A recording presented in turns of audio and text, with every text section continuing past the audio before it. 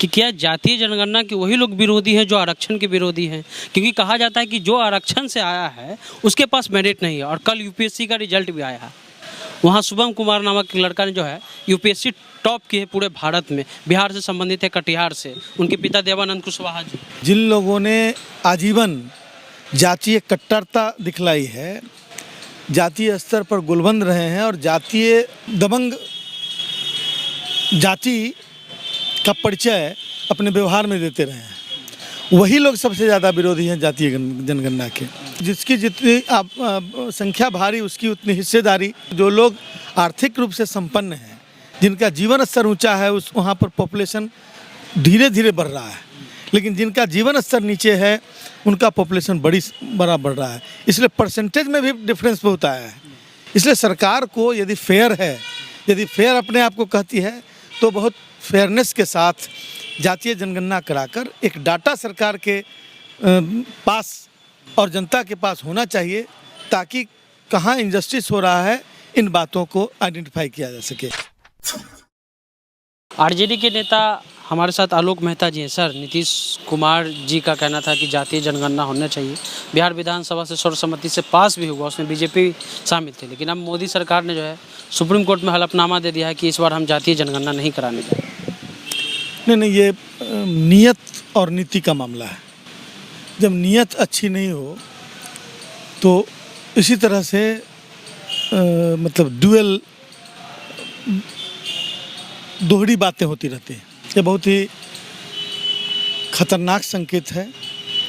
ख़ास तौर से बाबा साहब भीमराव अंबेडकर ने संविधान में जो कल्याणकारी मूल्यों को स्थापित करने की कोशिश की है, उसको नकारने की कोशिश है। जातीय जनगणना, ये पॉपुलर स्टैंड बनाने की कोशिश हो रही है कि जातीय जनगणना मतलब जातिवाद, जबकि सच बात ये है कि जिन लोगों ने आजीवन जातीय कट्टरता दिखलाई है, जातीय स्तर पर गुलबंद रहे हैं और जातीय दबंग जाति का परिचय अपने व्यवहार में देते रहे हैं, वही लोग सबसे ज़्यादा विरोधी हैं जातीय जनगणना के। तो इसके पीछे है कि जब समाज के लोग जब तक यह नहीं जानेंगे कि उनकी जाति की संख्या कितनी है, सरकार को जब तक ये सही आंकड़ा नहीं मिलेगा कि जाति की संख्या कितनी है, तब तक वो कोई भी पॉलिसी नहीं बना पाएगी। जब जाति इतना घृणास्पद चीज़ होता तो फिर जाति का सर्टिफिकेट क्यों बनाती है सरकार? जब यह संविधान में प्रावधान किया गया है कि जब अन्याय जातीय आधार पर हुआ तो न्याय भी जातीय आधार पर मिलेगा, न्याय का आधार कोई और नहीं हो सकता। तो इसलिए जातीय डेटा जो एक डेटाबेस है, जो एक ऑथेंटिसिटी का डेटाबेस है, वो होना चाहिए। वह जनगणना के माध्यम से ही हो सकता है। और जब तक वो नहीं होगा, आज की स्थिति है कि अति पिछड़ा से लोग माने पिछड़ा से अति पिछड़ा में जा रहे हैं, अति पिछड़ा से दलित में जा रहे हैं। कितने लोग पिछड़ा से अति पिछड़ा में गए, कितने लोग अति पिछड़ा से दलित बने, दलितों की संख्या कितनी बढ़ी, उनका रिजर्वेशन परसेंटेज कितना दिया गया, ये सारी चीज़ें, इस सब का कोरिलेशन है।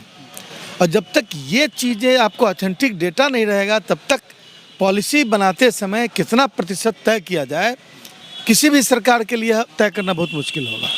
इसलिए जातीय जनगणना एक महत्वपूर्ण मतलब बिंदु है। और यही जब तक जातीय जनगणना नहीं होगी, तब तक जो पॉलिसी मेकिंग है वो हमेशा प्रभावित रहेगा और हमेशा नाइंसाफ़ी होती रहेगी समाज के छूटे हुए लोगों के साथ। जो वंचित लोग हैं, जो शोषित लोग हैं, उनके साथ नाइंसाफ़ी होती रहेगी। जातीय जनगणना को जो मांग है उससे जुड़ा जा रहा है कि अगर आबादी बढ़ती है, जो भी आंकड़ा निकल के आता है, तो जिस हिसाब से संविधान में हमारे यहाँ आरक्षण का व्यवस्था है और कोर्ट का जजमेंट है कि 49% से ज़्यादा आरक्षण मिल नहीं सकता है, तो क्या मोदी सरकार को ये डर है कि जैसे ही आंकड़ा आएगा तो जातिगत आरक्षण जो है उसको बढ़ाने का भी बात शुरू हो जाएगा कि नहीं 49% से जो है 60% किया जाए? जैसे कई राज्यों में जो है ज़रूरत से ज़्यादा, यानी तमिलनाडु ऐसे राज्य हैं जहाँ 49% से ज़्यादा आरक्षण मिलता है। EWS जो लागू किया गया है वो इस नियम को बदलने के बाद लागू किया गया, लोकसभा में पास करा के किया गया। यह एक ऐसा कदम था जो मैं समझता हूं कि उन सीमाओं को तोड़ चुका है। तमिलनाडु में पहले से है, भारत सरकार ने भी जो एक कदम उठा दिया उसके बाद फिर सीमाएं टूट गई। अब सवाल उठता है कि इसमें नाइंसाफ़ी की कहाँ बात है भाई?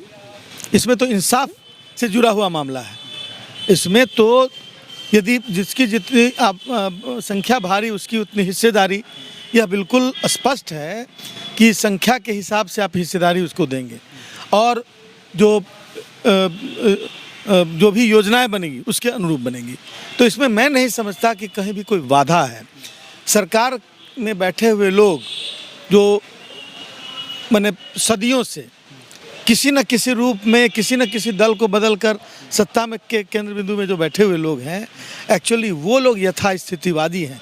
वो नहीं चाहते हैं कि समाज के सब तबके को पता चले कि उनकी ताकत क्या है, उनका स्ट्रेंथ क्या है। और डेमोक्रेसी में तो स्ट्रेंथ का मतलब होता है। सर, एक सवाल हम आपसे पूछना चाहते हैं कि क्या जातीय जनगणना के वही लोग विरोधी हैं जो आरक्षण के विरोधी हैं? क्योंकि कहा जाता है कि जो आरक्षण से आया है उसके पास मैंडेट नहीं है। और कल यूपीएससी का रिजल्ट भी आया है, वहाँ शुभम कुमार नामक एक लड़का ने जो है यूपीएससी टॉप की है पूरे भारत में। बिहार से संबंधित है, कटिहार से। उनके पिता देवानंद कुशवाहा जी। देखिए, ये दिखलाता है कि समाज के पीछे छूटे हुए लोगों में माने अपेक्षाकृत बेहतर प्रदर्शन करना शुरू कर दिया है उन लोगों ने। और यह अपॉर्चुनिटी का मामला है। जब लालू प्रसाद जी बिहार में आए, सत्ता में आए, तो उसके बाद जो आरक्षण के नियम और मंडल कमीशन को मजबूती से जो लागू किया गया, उसका असर बड़े पैमाने पर उन दिनों पड़ा। और उसका जो सेकेंड स्टेज रिपरकेशन है वो ये है, शुभम कुमार के रूप में। शुभम कुमार पर पूरे बिहार को गर्व है, किसी भी जाति वर्ग से ऊपर उठकर सब लोगों को गर्व है। सब लोगों ने उनको बधाई दी है, शुभकामनाएं दी हैं। तो यह दिखलाता है कि मतलब जो पीछे छूटे हुए लोग हैं अपेक्षाकृत पहले की अपेक्षा ज़्यादा मेहनत कर रहे हैं, ज़्यादा अचीव कर रहे हैं। लेकिन इसका ये मतलब नहीं है कि समाज के सभी पीछे छूटे हुए लोगों को उपलब्धि मिल गई। और समाज के छूटे हुए लोग जो हैं उनकी बड़ी तादाद है। लोग कहते होंगे कि परसेंटेज तो फिक्स ही रहता है पॉपुलेशन में, तो जातीय जनगणना की क्या ज़रूरत है? 1934 या उसके 31 में जनगणना हुई, उसके हिसाब से रेशियो तय कर लीजिए। लेकिन आप देखेंगे कि जो लोग आर्थिक रूप से संपन्न हैं, जिनका जीवन स्तर ऊंचा है, उस वहाँ पर पॉपुलेशन धीरे धीरे बढ़ रहा है। लेकिन जिनका जीवन स्तर नीचे है उनका पॉपुलेशन बड़ा बढ़ रहा है। इसलिए परसेंटेज में भी डिफरेंस बहुत आया है। इसलिए सरकार को यदि फेयर अपने आप को कहती है तो बहुत फेयरनेस के साथ जातीय जनगणना कराकर एक डाटा सरकार के पास और जनता के पास होना चाहिए, ताकि कहाँ इनजस्टिस हो रहा है इन बातों को आइडेंटिफाई किया जा सके। और यह मैं इस अवसर पर बिहार के शुभम कुमार ही नहीं, बिहार में और भी कई साथी, कई बच्चे जिन लोगों ने यूपीएससी की परीक्षा में बेहतर स्थान पाया है, उन सब लोगों को हम पार्टी की ओर से, प्रधान महासचिव होने के नाते पार्टी की ओर से उनको ढेर सारी शुभकामनाएं और हम बधाई देते हैं। आरजेडी के नेता हैं आलोक मेहता जी। वीडियो आपको कैसा लगा? यूट्यूब चैनल को सब्सक्राइब कर लीजिए, फेसबुक पेज को लाइक कर लीजिए। चलते हैं। जय हिंद, जय भारत।